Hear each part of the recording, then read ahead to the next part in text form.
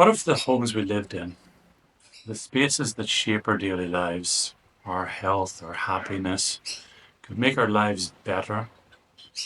What if they worked with us, not against us, so that we have a better life every single day? Well, this is one of the questions I've been trying to answer as an architect for 20 years. And since I've become a passive house designer, these questions have become even more profound in my discovery. You see, my passion is to create buildings and homes generally for families. And whenever you think of family life, you have to think about the everyday. You have to think about how these homes are going to influence their life. And it's been my passion to answer that query, to get the best possible home so that that life can be sustained sustainably and with longevity for that family. I've got a big idea, a way that's going to make sure that this is a standard way of doing things across the board generally, and it's not just something that's a one-off, that's a lucky fix. See, there's a big problem in the way that we build homes, and everything needs to change to make that happen. So stick with me, because as we go through this video, at the end of it, hopefully, we'll be able to tell you how this can be made possible for the masses and how we can roll this out as a system that works for everybody. So what is the problem? Well, the current system is 100 years old. The way that we build homes hasn't changed for a century. And that system is really broken. It doesn't reflect the way that modern families live. The homes we build now do not answer the problems that we have in our homes. We've got mould that is an increasing issue with the more insulation that we add in our homes. Without ventilation systems, the mould creates more of an issue. There's huge temperature variations in our buildings. So when the temperature outside varies, when it's too hot outside, our homes become really hot. They require lots of energy.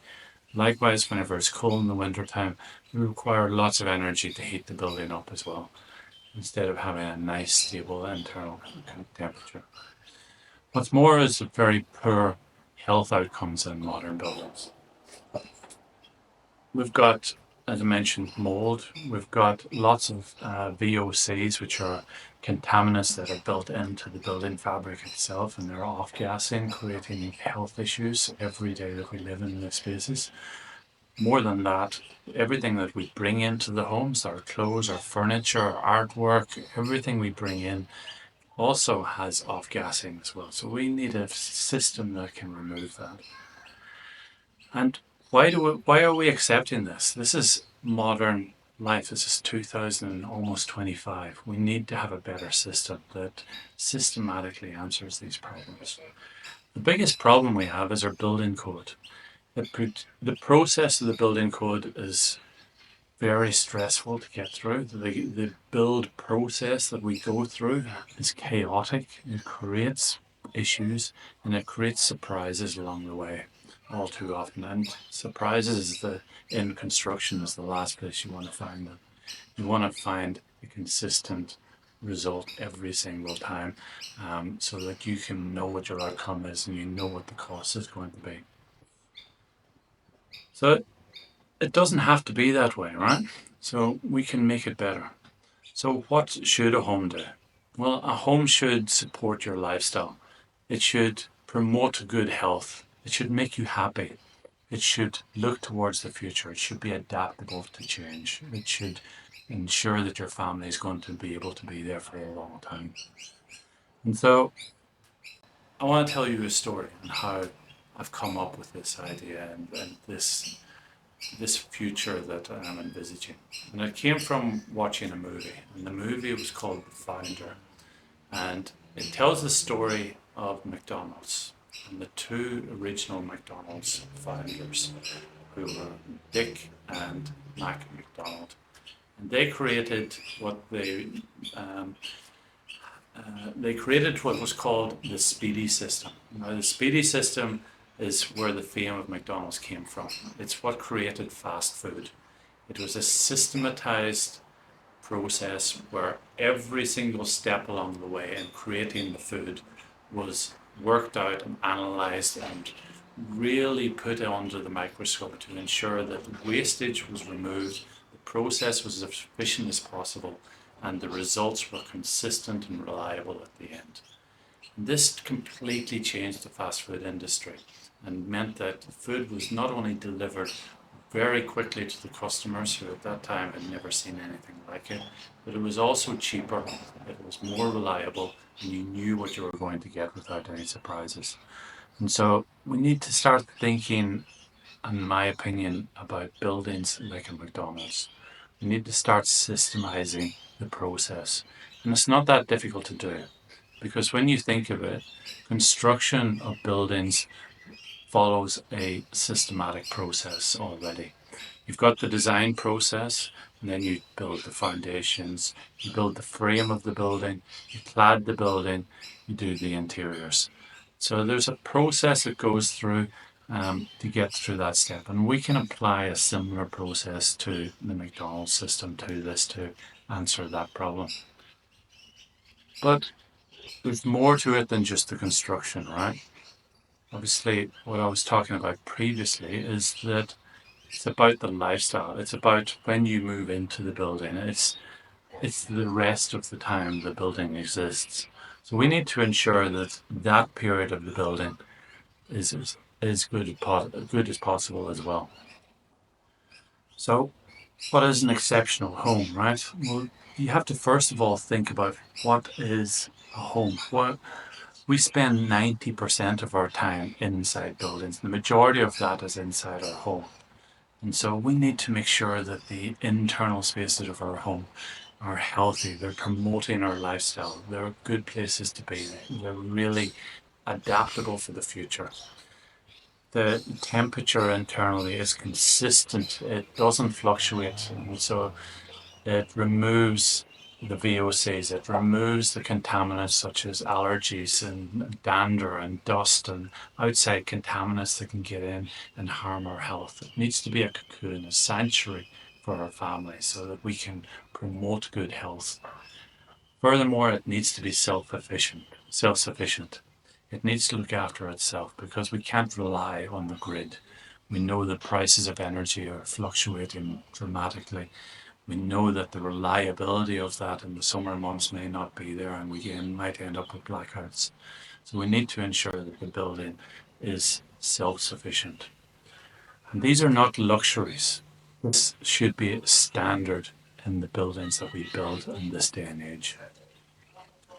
Next thing I want to talk about is legacy. We need to start thinking about homes lasting a minimum of 100 years. We've been building buildings in the last 50 years probably, maybe before that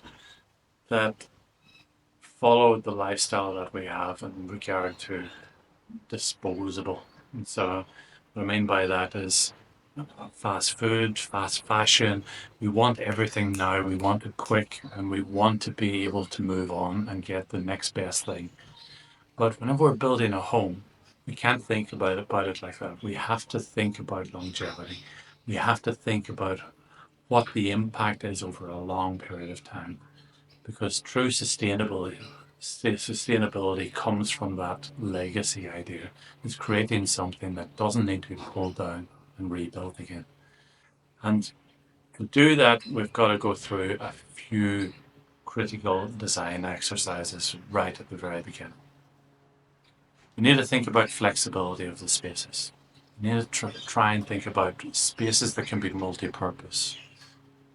How can it change? What's going to happen in the future? We don't know, but if we have the adaptability built into the space, then it'll allow for that eventuality to happen. You need to think about aging. You need to think about how that can happen within the home. Think about bedrooms on the ground floor with en-suites, with bathrooms that are accessible.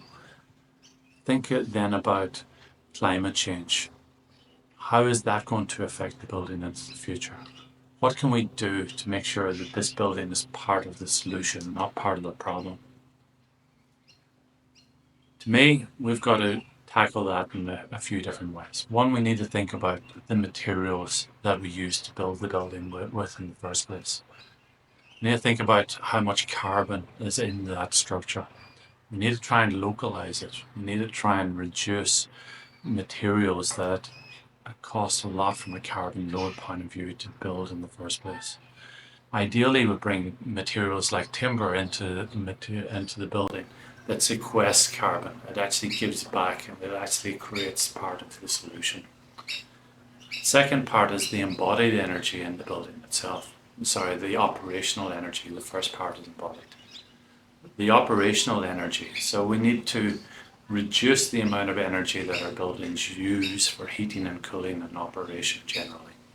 So ensuring that it uses as little power to heat and cool. To do that, we've got to insulate our buildings really well. We've got to make them airtight. We've got to ensure there's no drafts. We've got to make it comfortable. And so if we can do that, we're reducing the load of energy required in the building. And the final step of that then is to put renewables within our roof structure, solar panels for instance, use batteries so that we can become self-sufficient. So first of all, we reduce the energy need and then apply these as the band-aid for the last part of the energy that is there. By doing that, we can become net zero in operation. And what's more is if we size that appropriately, we can also power our electric vehicles. And that means we can be not only net zero in operation in the house, but we can also do it in our travel.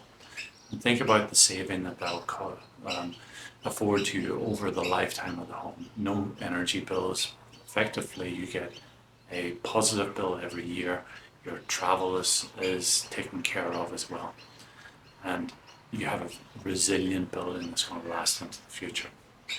So those are really important steps. So the question is, how would a building like that make you feel? How would that change your life? Well, we've got plans on how we can create this. And if you're curious to know more about it, follow the link in the description. But for now, ponder that idea. Think about what the future holds. Think about what your future building should be to answer these major issues that we're having, and how that will adapt and change for your family into the future.